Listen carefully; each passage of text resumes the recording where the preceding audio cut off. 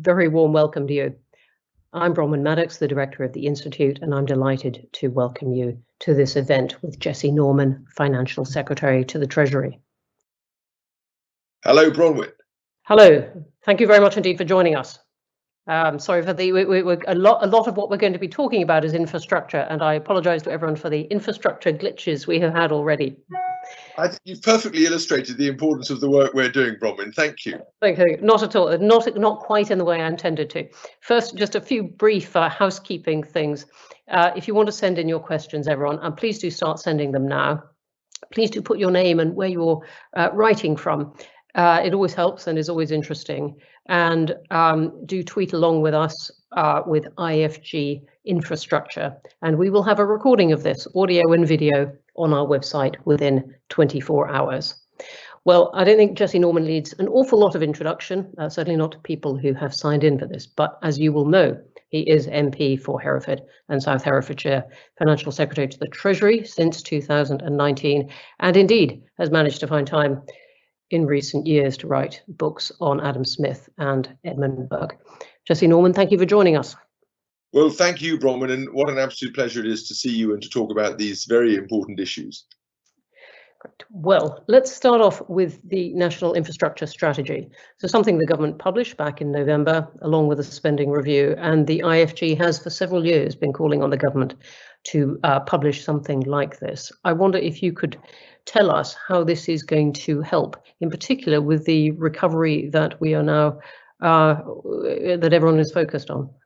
Sure. I mean, the first thing to say is that the strategy is online, and I'm sure that many of the people who are dialing in today will have read it or will have an interest, and they can very easily consult it. But very broadly speaking, we recognised in the Treasury and in government that there was just the kind of issue that you described. That is to say, it was important to set a longer term context within which infrastructure investment was going to be made.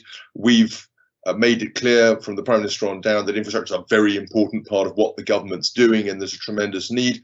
And there are plenty of objective measures that suggest that although Britain's doing, UK is doing incredibly well in some areas, there are other areas where it needs to improve. So what the infrastructure strategy does basically set a context for something like £600 billion worth of investment over the next few years, roughly half and half public and private, £300 billion public, £300 billion private. And in so doing, it tries to kind of thread a narrative that includes levelling up, but also, of course, centrally decarbonisation, and as well as what you might call a response to the current problems of COVID and the need to make as rapid a recovery from the pandemic as we possibly can. Okay, so thanks for laying all that out. It's not the first time governments have done this. Many governments set out their plans and they put big numbers on it. If we take just one of those points about levelling up, it's something we heard a lot from the government at the time of the election, and the phrase has indeed made itself known many times since then, but we haven't actually yet got a lot of detail about where such investments would be. So what does the strategy tell us about that?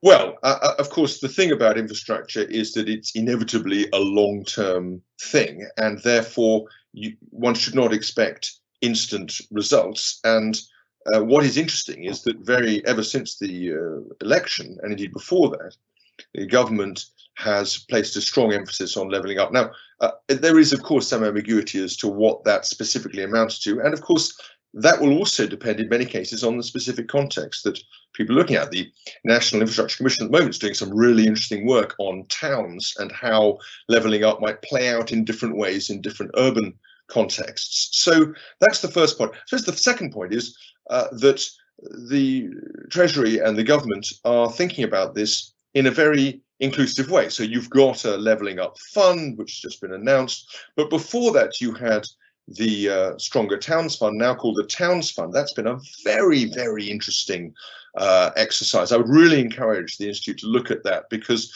that's 101 towns across the country, each of which has been given what you might call the Heseltine treatment. That is to say, you can qualify for a substantial amount of local funding, provided you can show us a rich and interesting, distinctive local plan for how you're going to develop it. And the reaction's been absolutely fantastic. Certainly in Hereford, which is the one I know best, I've sat on the board, it has pulled out a long-term bipartisan, private and voluntary-led consensus that I think would have been unimaginable 12 months ago. So that's that. And then, of course, the other thing you'll have seen recently is that we're trying to kind of live our aspirations, and you'll have seen that the Chancellor's announced that the Treasury is combining with other economic departments to set up a new campus in Darlington, and we've announced that UK Investment Bank is going to be infrastructure bank, I should say, is going to be in Leeds, and the rest of it. So it is something we take very seriously.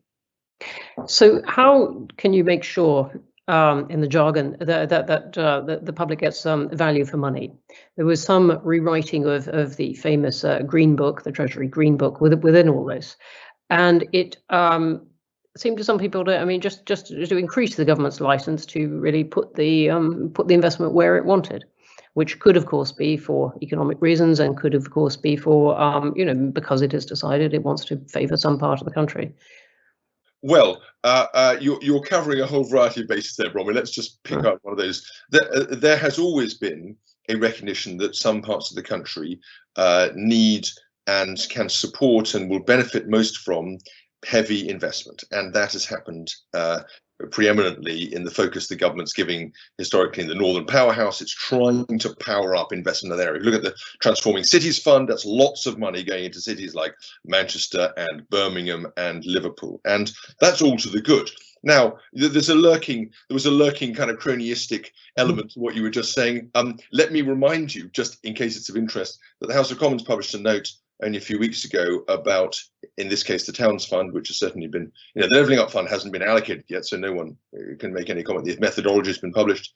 But in the Towns Fund, they noted that the allocations have been made that almost precisely and certainly closely tracked both the 541 towns from which the 101 were chosen, and also what you might call the expected political allocation by constituencies. Now, of course, since that happened, there's been a general election that's changed the picture, but I don't think there's any serious or proper suggestion that there's been impropriety in that area, and ministers have had nothing to do with it. So on the wider issue, though, which is I must say, I wasn't suggesting impropriety, but the degree of freedom given to ministers makes it harder to judge what the economic criteria are. Well, I think the fair thing to say is that let's take the Green Book as an example. So imagine the Green Book had not been reviewed and assessed in the context of levelling up.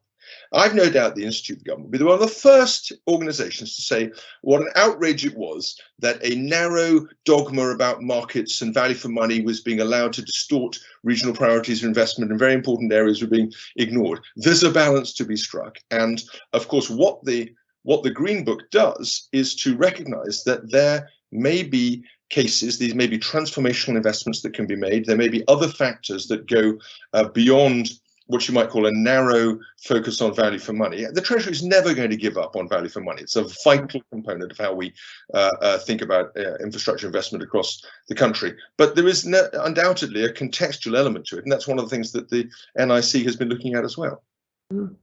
What about net zero? It's obviously a big part of what the government's focusing on this year. We've got the summit at the end of the year. Is anything that contains a lot of road building going to be easily compatible with that?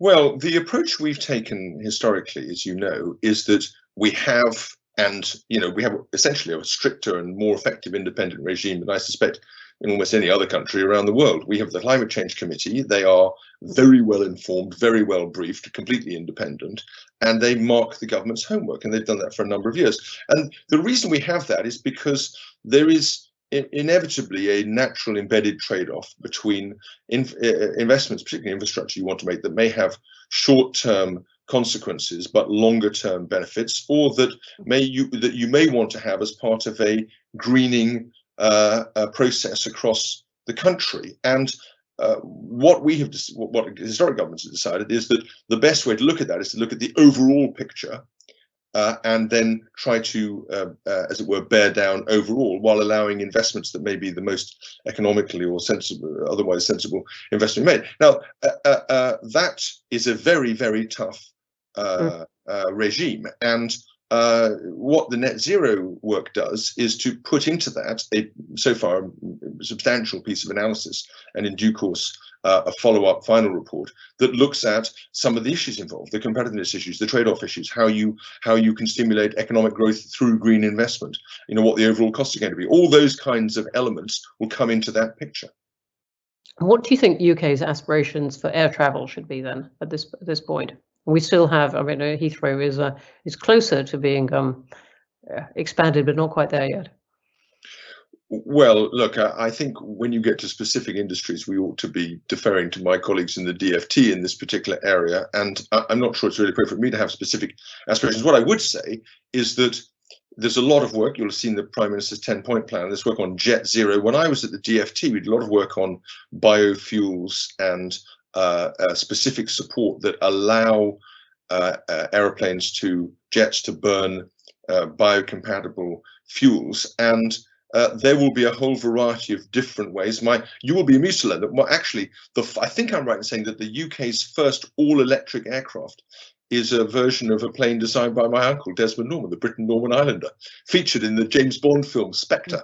It's the skiing aircraft, in case anyone remembers. Anyway, so there's a lot of work going on in this area, and I think that will continue to accelerate. It's obviously a very, very big international priority, and there's a lot of business investment going into it as well. Let me ask you, we've got a couple of questions already coming in, and I'll weave some of these into what we're talking about, but there's two in particular on something I was going to ask you about anyway, which is the UK Infrastructure Bank. We've got one from Mike O'Shea saying, when is it going to be open and working with customers? And one from Simon Webb of the Nichols Group saying, what is the National Infrastructure Bank going to do that commercial finance cannot? Okay. And vice versa. So, very good, thanks. So let me just pick those off in order. So the first question is, we will expect to have it up and functioning by the summer, and further announcements will be made in due course. But we are essentially bringing into being, you can imagine, I've been very, very intimately involved in this process. We're bringing what I hope will be a major, major institution to birth in 6 months. And I don't think that's ever been done before on this scale. And the civil servants that we've got doing it, and the advisors that we've had working on it, and the degree of collaboration and outreach and engagement we've had from the sector has been fantastic. So that's the first thing. On the issue of what the bank's going to do, one of the things we've done is to spend a lot of time looking at how infrastructure investment has been financed through multilateral or national infrastructure banks across the world, and there are different models. What I don't think there's any doubt about is that there is a niche, potentially very successful and important place, I should say, rather than a niche, for infrastructure banking investment when it's done effectively and well. And an example of this in Britain would be the Green Investment Bank, which was undoubtedly able to exploit an area which crowded in investment, didn't undermine the highly effective banking sector we have at the moment, or some of the infrastructure investment we've seen, but acted as a place where new projects could be brought forward, and investment that wasn't otherwise there could be crowded in. We see the same thing with the UK guarantee scheme. Often we offer a guarantee, we have a conversation, when it becomes clear the UK government is interested in supporting something with a guarantee, the private sector comes in. So there clearly are these investments, and we think the other thing that the bank can do, which is really important, is, and this is the thing I feel very strongly, is act as a kind of convener location for expertise. There's a ton of knowledge across government, both about finance and about the different aspects of levelling up and decarbonisation, the green economy, which goes what's beyond decarbonisation, as you might imagine. The bank can act as a really important central repository of expertise, and also as a place where you can call up for the first time and say, look, who do I need to speak to? Well, let me tell you, this fantastic person, Maddox, we've got on whatever it is, and they can guide you through the process. All right, so when does it start? Well, I'm not, unfortunately, going to give you the full details. I'll leave that prerogative to some of my colleagues, but I think I said by the summer, and the summer is a Treasury term of some flexibility, as you'll be aware, but in the not too distant future. Yeah. Okay. Well, we'll have to wait for the next statement. Just trying to glean what we can from these documents as they come out. Same thing. Yeah. We've in one at this point from Alison Ring of the ICAEW, who says the infrastructure strategy was populated with lots of different promised funding amounts, how's the Treasury going to follow through all of these figures to the actual spending and, more importantly, to the outcomes across lots of different departments? So fabulous questions, and thank you very much indeed to everyone who's writing in and offering them. And so, there's a lot of questions coming in. No, that's just marvelous, and I really appreciate the expert audience you've been able to bring to the table, Bronwen. So I would say this: on the question of money, look, we have a very much expanded CapEx envelope now for spending. It is demonstrated in the last spending round, where we had £100 billion of capital expenditure in the whole round, of which 27 billion went to infrastructure. So I don't think there can be very much doubt that the government's putting its money where its mouth is in this area. When you come to the question of how is it going to be effectively spent, that's a really important question. I spent a lot of time working with, one of my responsibilities is the Infrastructure and Projects Authority, and they are doing a phenomenal job under Nick Smallwood of raising standards in how we deliver projects from the public sector standpoint. From obviously the private sector is a different matter. You have regulators and you have private organizations doing that. On the public sector side, what we really need is top quality commissioning and client work across government. And one of the things it may amuse you to know is one of my small achievements. I mean, Queen Mary said that she died, that the word Calais would be on her heart because she'd lost Calais.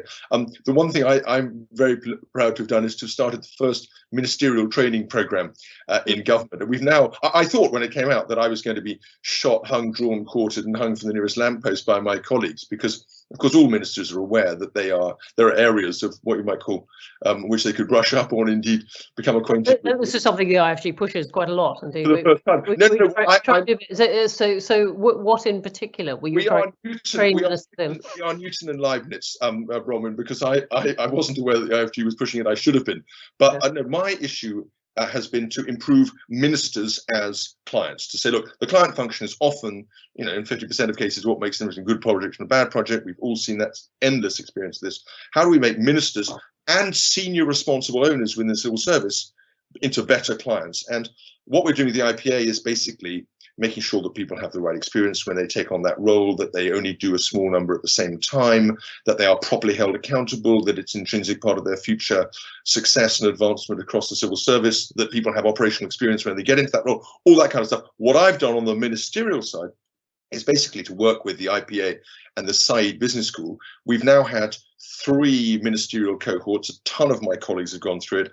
They do homework, they do class work, and they do expert case studies with leading practitioners, and they've all come back, almost without exception, from the cabinet on now to say this has been a fantastic experience. We need to do more of it. So I hope we will. Yeah, I'm glad to hear it. Let me go into one other question, which is the private finance initiative, and what we should make of the UK's, I'm not going to call it an experiment, but the UK's experience with this. There's been a commitment, and indeed Sid Ryan, I can see in the questions from the Centre for Health and the Public Interest, is pointing out that he says very glad to see the commitment not to pursue further PFI procurement. What should we make of all this now? Well, of course, Bronwen, I have to confess a certain history in this area. You may recall that I actually set up and then led a parliamentary cross-party parliamentary campaign against the PFI when I was a backbencher. When I was on the Treasury Committee, we commissioned a top-quality piece of independent work looking at it, and I even got there was one point where I actually went into the Treasury and helped to rewrite the rules so that they saved taxpayers a couple of billion quid. So I have a lot of form in this area, and I am very pleased that we stepped back from PFI. That does not mean stepping back from private finance, and it's also important to say that PFI, in some respects, has proven to be a model which, with amendments, has gone around the world with some benefit. What worked and what didn't work? Sorry. What worked and what didn't work for the UK? Okay, so the main problems with PFI was poor understanding of risk sharing, particularly in relation to construction risk, which meant in the early few years, a lot of people made a great deal of money, were essentially rent seeking. I'm afraid there is a party political aspect to it. In 1997, and it does need to be said, the then Paymaster General, a man called Geoffrey Robinson, put the PFI in place and fired, literally on the second day after the government was elected, Alistair Ross-Gooby, who had run the private finance panel at the time. And Alistair Ross-Gooby, as anyone will know who knew Hermes or knew him, was a public servant of the highest quality. And he went on the Today programme and said this was going to be a disaster. And I'm afraid the funding and investment that then went into hospitals was a disaster. And it was a disaster in a couple of ways. First of all, it was incredibly expensive. The second of all was that it was insufficiently programmized. So what you had was a situation in which, very broadly speaking, every project had inexperienced clients who wanted to make it up as they go along. It had structurally high costs because you couldn't, you had £10 million worth of bid costs to be amortized in the course of the bids. It had very poor risk transfer. And of course, the other thing was that it pushed the whole of our public health into a model of large outpatient institutions that I described at the time as a kind of Maginot Line, just at the moment when health was becoming personalized, technology enabled and localized. And so I think the PFI in many ways was catastrophic. And I don't think, I think we would in many ways be in a better place in public health terms if we had adopted different models and different ways of thinking about health at that time. We've now got billions of pounds worth of these PFI assets coming back into public management in the next few years. How much do you think government knows about the actual state of these assets, and how confident are you that public sector bodies can manage them? Very important and good question. We're spending a lot of time working through the IPA on this issue, and there is no doubt that it is going to require careful and delicate handling to take control of these assets. As you will recall, the PFI is intended to be, these are essentially full repairing leases. So the hospital, if it is a hospital, or the other asset, is expected to be in exactly the same condition, subject to any further agreements, as it was when it was originally built. We will have to see, and there will need to be a very important process of audit and accountability to ensure that that is the case. Okay, well, I think that's partly answered the question of Sid Ryan as well, who had written in on that. And thanks very much. Let me ask you something else. I'm grateful for his question. About the National Infrastructure Commission, which is supposed to provide independent advice, but it's an executive agency of the Treasury. The government's reviewing the functions of the commission this year. I was wondering whether you thought it was time to put it on a statutory footing as a non-departmental public body. Well, I've got a great deal of respect for the NIC, and I think John Armott's been a great chair. I think the commissioners have been a tremendous asset to the way we think about this, and very expert and good. There's absolutely a case for looking at putting it on a statutory basis. The government is in a close discussion with them on a whole variety of different issues. And if you look at some of the ways in which their remit has been expanded, or as they have expanded it, it's been extremely helpful and good. So they've just done some work on rail. I've been talking about the Towns Fund they've done. They've done some important work on renewables recently. It's just been a great experiment, and I think a part of a model that I hope will be emulated around the world. Okay. Let me ask you another one from Daniel Coughlin, who's from the Northern Powerhouse Partnership. And he says, look, the integrated rail plan has been delayed again and now won't be published until the summer at the earliest. The uncertainty and delay over the future of the eastern leg of HS2 and the new Northern Powerhouse rail line from Leeds to Manchester via Bradford is costing the North billions. Can you commit to delivering high-speed rail to the North in full, as the Prime Minister pronounced last February, as a major demonstration to what he would see as levelling up? Right. Well, I thank him for his question, and for there's no disguising its orientation. Listen, no, it says where he's from, which is we take this issue extremely seriously. Integrated rail plan is a serious piece of work, pulling together a whole variety of different aspects. It's by no means just about high-speed rail. It's about a whole bunch of other things as well. And we will get it out there when we can and when it makes sense to do so. But I don't think it's costing people billions of pounds at the moment.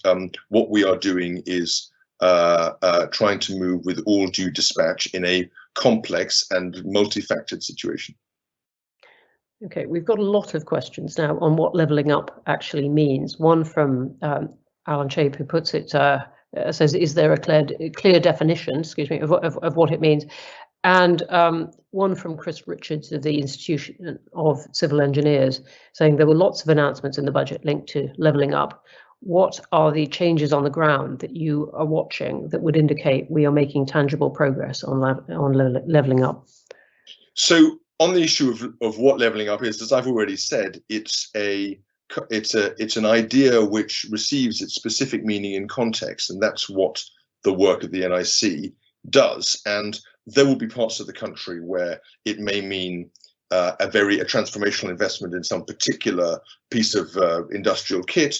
It may mean in the case of a place like Hereford, which is a county with low income and underemployment, very much one in need of continued economic investment. We have this fantastic science and tech university we're setting up in Hereford, Edmund, which I think will be the anchor of the longer term future. But in a place like that, it might involve a culture, heritage, skills education offer alongside, as it were, a purely economic bid. So it's going to mean different things in different places. That's the first thing to say. In the question of how you measure it, I think the same thing is going to be true. So if you look at, just take the Transforming Cities Fund that we've invested in, will Manchester be able to look back and say, this made a decisive difference to its economic growth as a city?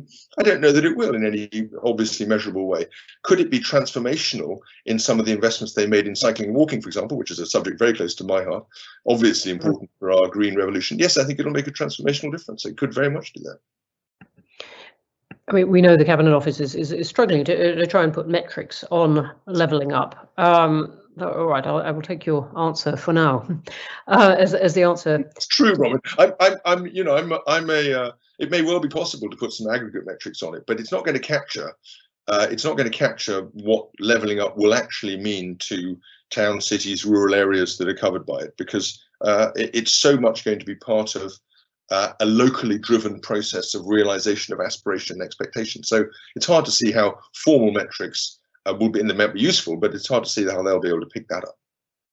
Yes, and also a very difficult year in which to put any metrics of any kind, something we're finding right across government. But I take your point that that's not really what it is about, or what the government intends it to be about. Let me ask you, we've got a cluster of things on transport, and I know you said and you wanted to defer to your colleagues on many aspects of transport. Nonetheless, people are asking a lot of questions about whether, for example, cutting air passenger duty on domestic flights. There have been hints of this, freezing fuel duty, train fares rising and so on, whether all these send the right signals about what people should do to bring about net zero. I think that you would not expect me to make a running commentary on tax policy. That's the other half of my remit, by the way. We're talking about infrastructure, but the other half of my job is HMRC, COVID schemes, tax framework, policy, and that stuff. So I'm not going to comment on that stuff for obvious reasons. But I would say that the key thing is will be, I think, to look at the aggregate picture, and that is what we have historically done through the CCC, and that is what I think we'll continue to do. And net zero takes a very inclusive view, and so that spirit is going to be preserved in the future ways in which this government and I think future governments will look at it. Okay, thanks. We've got one from Andy Murray, who says the industrial strategy has recently been archived on the government website, and the local industrial strategies appear to have been dropped too. To enable the National Infrastructure Bank to make investments aligned to levelling up, we're still on this theme, as are many questions. Will the industrial strategy and the local strategies be replaced, or has the Build Back Better paper effectively done that? Well, I don't know. I'm not sure I know the answer to that question. I don't think there's been a supersession of industrial strategy in the government's mind. I think the government remains very focused on industrial strategy. And of course, if you think about what levelling up is, and you think about what decarbonisation and, as it were, greening the country and greening the economy amount to, an awful lot of that bears on industrial strategy. So I think that we will continue to pursue it via those themes. And certainly in the area that I look at, infrastructure is going to be absolutely crucial to the industrial posture that we take up over the next few years, and a lot more besides, because of course infrastructure isn't just about the economy, it's also about life. Okay, I'm going to take one from Graham Atkins of the IFG, who writes a lot about this and has written a lot of our infrastructure work with Nick Davies. And he says, look, the major Blair, Brown, Coalition, Cameron and May governments didn't spend as much on capital spending as they planned to. The government planned to increase capital spending very quickly in the March budget, the Boris Johnson government, but only planned to increase resource spending a bit. How will government make sure that departments actually have got enough resource to spend the capital budgets, given this long record of governments promising large amounts and actually finding it very hard to spend? I think it's a really good question. If you look at the Towns Fund, it's been quite interesting, just to take an example. It's become very clear that the towns that are potentially, as it were, in the long list and then in a position to benefit from money they've received need and have benefited from technical support all the way through. So there is definitely an RDEL component that sits alongside CDEL, and that is something that the Chief Secretary understands very well and accommodates and includes when he thinks about spending. Now, we obviously have a spending review coming towards the end of this year, and I've no doubt this will be an important part of that. There is obviously a great deal of capital investment that doesn't necessarily always carry with it a high revenue load as well. So it's a mixed picture. Right, thank you. Got an interesting one from Aaron Callan, who says, where in all these infrastructure plans do you place the proposal for the tunnel connection between Scotland and Northern Ireland, and how is the government looking to strengthen the union for those from the smaller nations of the UK? He doesn't say where he's writing from, but let's. No, of course. I mean, great question. Yeah. You will be aware that, again, this is an issue I'm taking extremely seriously, issue of union. If you look at the work that's been done at the moment, we've got the Union Connectivity Review Peter Hendy is doing. There's some separate work being done on specific projects sitting behind that. I don't think it would be right for me to preempt that. What I would do is to say that, as you will have seen, Chancellor's made an announcement about freeports, and there's also a commitment there should be a freeport in each of the devolved administrations, and the UKIB, the UK Infrastructure Bank, will be a nationwide institution. So we would expect there to be a strong union component to all of that work. And how seriously should we take this tunnel? I think you have to read that let's see what the Connectivity Review says. I'm not going to preempt that. There were, for many years they didn't say they were going to build a channel tunnel, and that's turned out to be an inestimable boon for many people. So let's just see how it pans out. And how seriously should we take free ports? They keep coming up. They're very modish at the moment, but in terms of actual economic benefit to those areas, is this really something the government is putting a lot of weight on? Well, the government's placing a great deal of weight on it. It's a very important part of the Chancellor's strategy. I think that's important to note. The reliefs and support that we've announced for the free ports underlines how serious they are. The quality of the bids underlines how serious they are. It's very easy to be skeptical about these things. I would just draw, and again, a homely example I hope will be of some use, but people say the same thing about enterprise zones. I can tell you the enterprise zone in Hereford at Rotherwood has been transformative.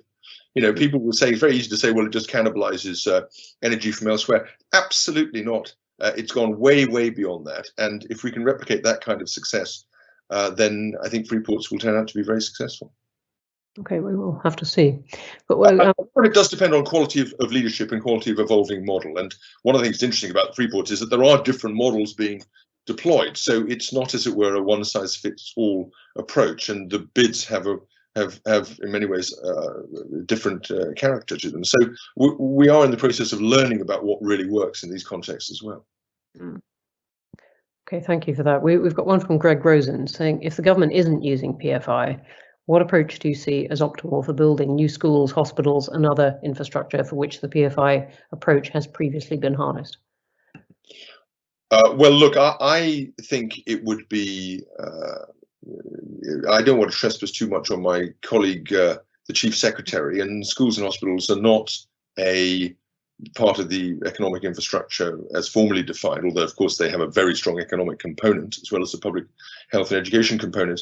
So I'm not sure I should go too far into that. What I would say is that there is every reason to think that investments that are funded through proper procurement processes, effectively using best practice and not allowing this overly, in my view, client-led approach, can produce very effective, high-quality infrastructure funded through public sources. And that is a perfectly viable way of building effective and good infrastructure at low cost.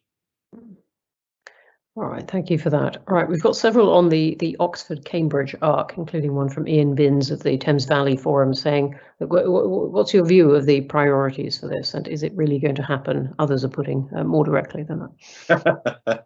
I think it is going to happen. As you know, it comes in two different parts. There's a road component, and then there's a rail component, and this falls under my colleague, the Exchequer Secretary's remit. So I'm not as up to date on it as I probably should be. I had some input into it when I was at DFT, when I was Transport Minister, and it is a project that is as it were, where the really interesting question is, can those two sides be pulled together into a transformative local economic infrastructure?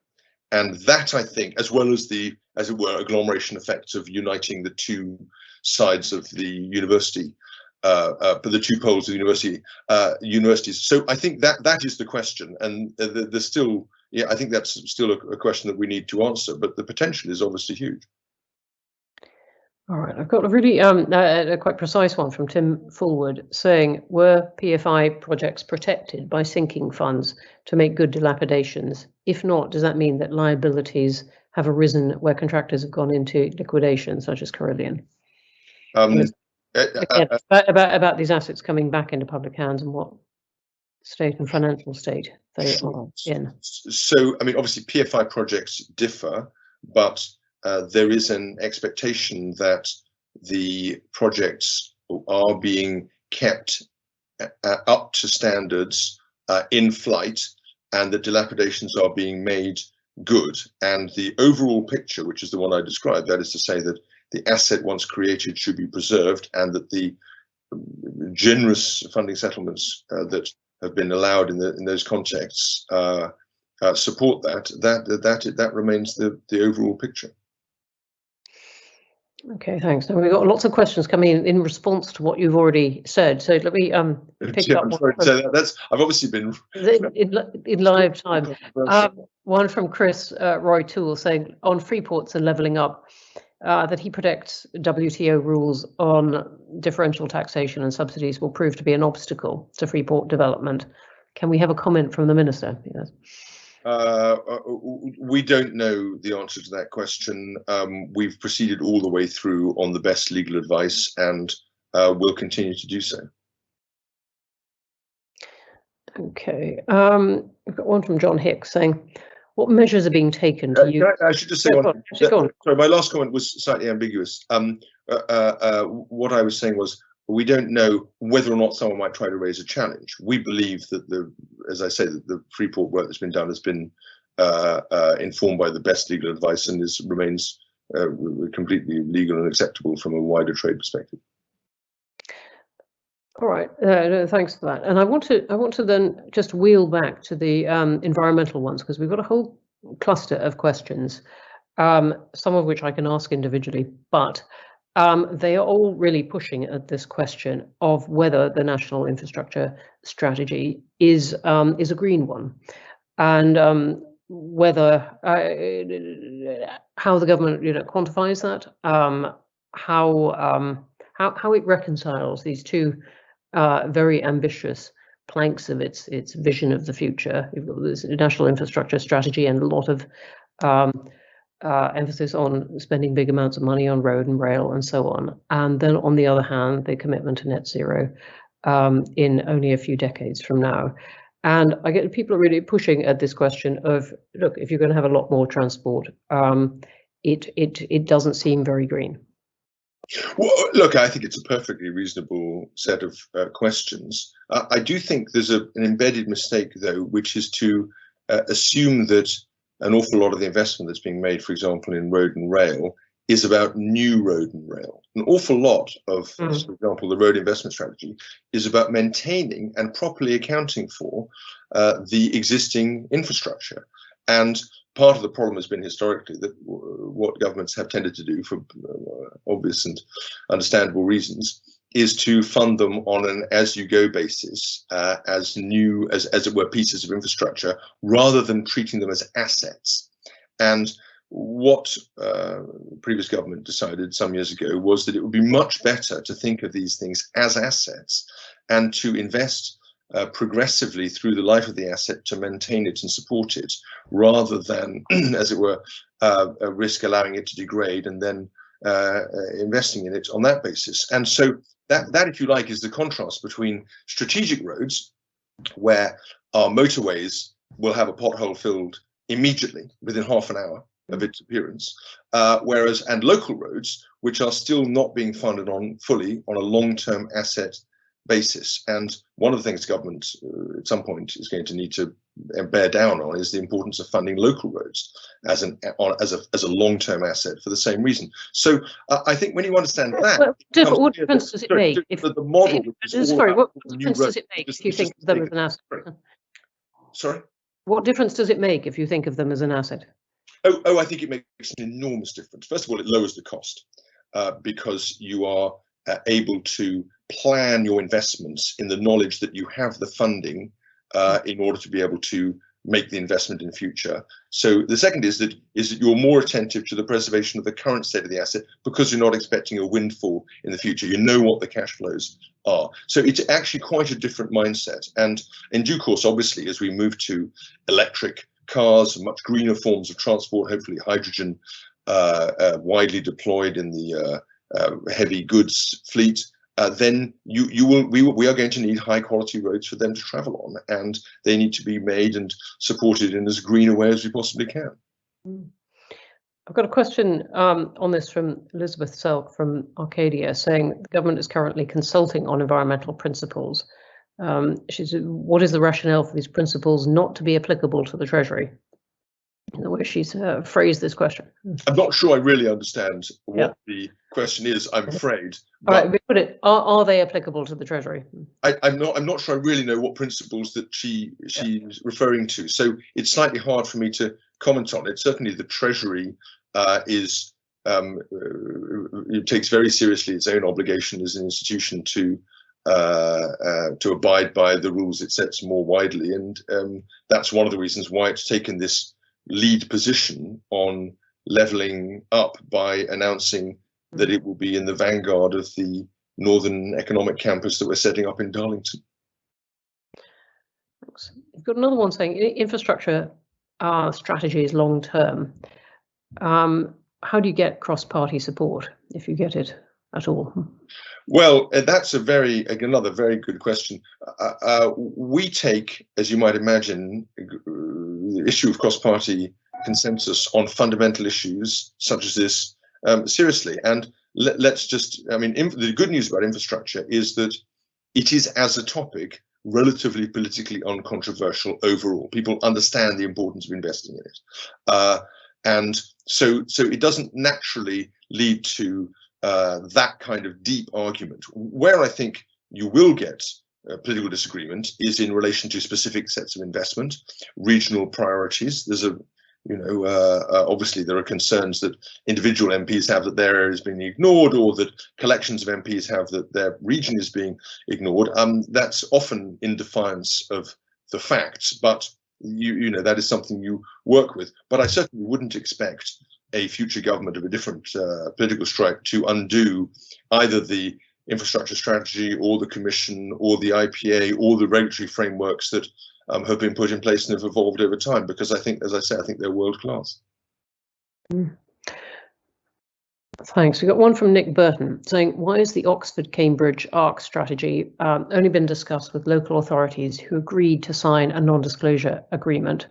Those who refused to do so were excluded from the discussion, he says.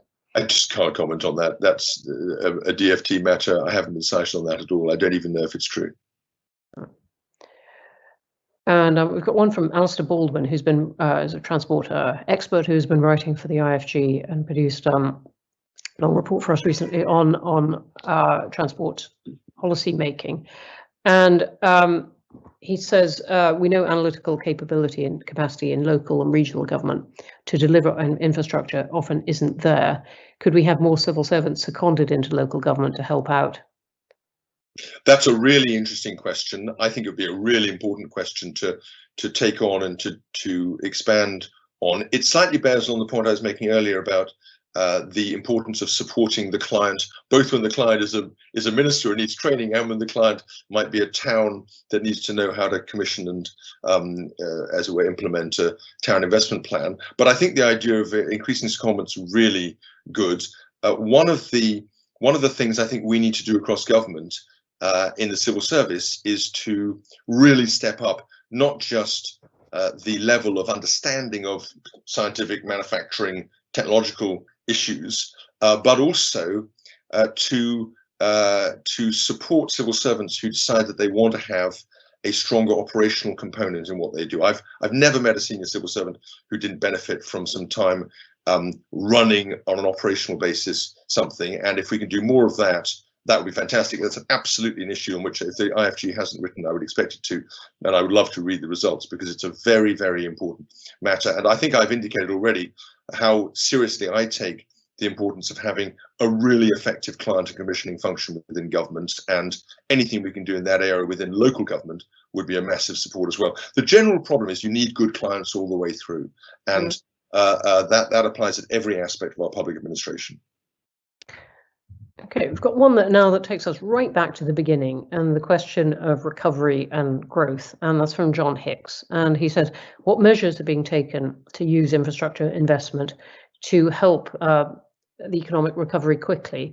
Previous initiatives to get shovel-ready schemes up and running have not proved successful. What's going to be different this time? And he's really focusing on the speed there of this. Yes, well, I doubt if he's got the counterfactual to show us that any of that is true and that they haven't been successful. But let's just focus on one thing, which I think has made a big difference. It goes to the other side of my portfolio, which is HMRC. Now, I think we all agree HMRC did a phenomenal job on the COVID schemes, and someone had said that I was going to be responsible for an organisation that's supporting 14 million people and hundreds of thousands of businesses. Beginning of last year, you could have knocked me over the feather, but. What HMRC has also been doing, and I've been very, very strong on this, is putting in place a 10-year tax administration and digitization strategy. And that's really important because, first of all, there's the tax thing. It enables people to pay tax more easily, and it also allows us potentially to HMRC to make support payments if we need to in times of pandemic crisis. It's a fantastic resilience measure in due course. We've been hamstrung by some of the inherited systems and methods of data collection from doing that in some of the programs we have at the moment. But the other thing I think is really important is that as HMRC becomes more digital and the payment of tax becomes fully digitized, so it has the effect of pushing digitization and better IT skills into the long tail of businesses that may not actually be very IT enabled. And I think that's got a huge potential productivity bonus for us. And the evidence is that when you introduce IT into a business, you get something like an 8% improvement locally. Although I recognize that's not true in the national aggregates. There's a famous line from Bob Solow where he said, you can see the effects of computerization everywhere except in the national economic statistics. And that may indeed be changing. I hope it is, but I think you will be able to see it very specifically in the HMRC work that we're doing. It's a very important part, and we'll be making a big announcement on that next week, or a series of announcements. On the detailed administrative. Listen, these are not high-profile fiscal event type announcements, I'm afraid. They're just very detailed indications of how seriously we take this topic at the tax consultation and administration work. It's a point we've made consistently throughout the coronavirus that that part of the support for coronavirus got up and running very quickly because HMRC had the measures in place, as did DWP. And I was struck by on the weekend by a column by Robert Colvin, in fact, arguing that when people talk about infrastructure, they often talk about roads and rail and so on, and actually what they ought to be talking about is databases. That some of the coronavirus support got working very quickly because the databases were already in place, had been invested in. Other things like test and trace were actually almost trying to compile databases from scratch from people's phone records. Do you think that we overestimate, that we put too much weight on the big lumps of stuff you can point to, like road and rail, and don't give enough to not just broadband and things like that, but actually to databases? I mean, I should declare a slight conflict of interest because, as you all know, my wife's been leading the vaccine task force, and what has been very noticeable about that has been the way in which they've been able to deploy specific expertise in pursuit of a particular thing, and then use that embedded understanding within science and within the national health system to set up a regime for the future as regards vaccines and the registry and future medicines development that is going to have a very long-term value. Where we've had systems, they have really proven their value. Where we haven't, they haven't. And what's interesting at HMRC is we've seen both. Where we've been able to get validated information from people's tax records, the schemes have been astonishingly effective and very quickly set up. But in some cases, we haven't had that data, and we've really struggled, and we've had to bend over backwards to try to find ways, and not always successfully, in which to do that. So I do think data is foundational to how we're going to be thinking about not just industrial strategy, but the whole of government over the next 50 years. It's completely obvious that that's the case, and that's why there's a lot of work that's going on across government at the moment about ID verification, appropriate balances to be struck between people's civil liberties and the need. And what's so interesting is that in the NHS, where they have an astonishing reservoir of information, we are able to think about, well, they are able to think about an anonymized use of that information for drug discovery and development. And that's another potentially massive thing for us over the longer term. But one from, I'm going to squeeze in two more, but one from Russell Lynch saying, will you be using Tax Day next week to launch any consultations on changes to the tax system to encourage infrastructure development? We're not calling it Tax Day. That's, I'm afraid, a thing that's become a media thing. It's a tax consultation and admin moment. We'll be publishing a lot of different consultations of a very detailed and down-to-earth way, and some of them will bear on infrastructure, particularly within HMRC, but not in any way that I can discuss now. Okay, and we've got one from Susan Hayworth saying, increasing access to skills education and provision of modern attractive skills colleges is vital. Where there are gaps and deficits, can we expect infrastructure finance to prioritise this need? I think it's a really important question. One of the things that's important to think about infrastructure is it's not just about bits of kit, it's also about skills.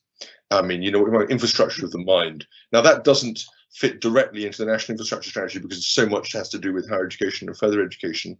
But the government's obviously thinking very hard about that. What's also interesting is that HE and FE are themselves massive generators of potential economic activity. And again, I can't not take the opportunity of mentioning this university we're setting up in Hereford, because part of the point of that is to use completely different ways of teaching, 50-50 gender balance, all in groups, all on practical projects. You do 17 projects in a 3-year integrated Masters of Engineering, working 46 weeks a year. Now, that kind of scheme, that kind of approach makes you automatically more practically able. If you look at the 18th century, what was it that drove the Industrial Revolution? It was not boffins, although a lot of the thinking came out of universities that, as it were, inspired the way we think about it now. It was people like James Watt, fiddling around with kit, trying to work out how to condense stuff and then how to put energy to work. So it's that balance between skills and infrastructure and tinkering and testing that is where our future lies. And we've seen it actually in vaccines. We've seen it in medicine, and we've seen it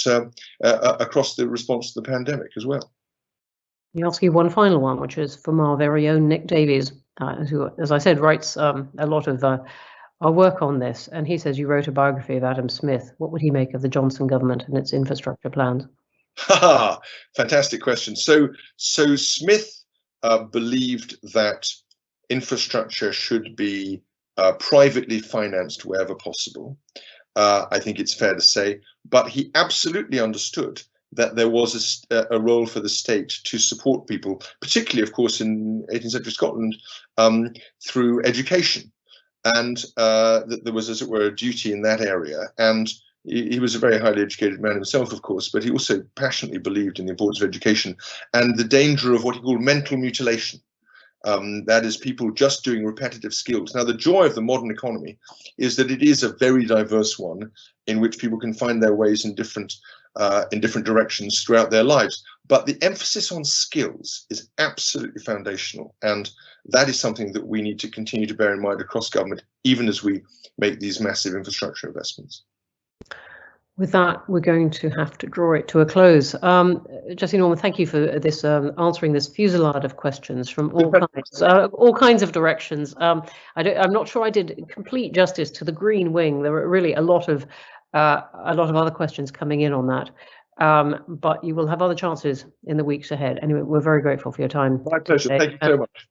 Thank you very much indeed.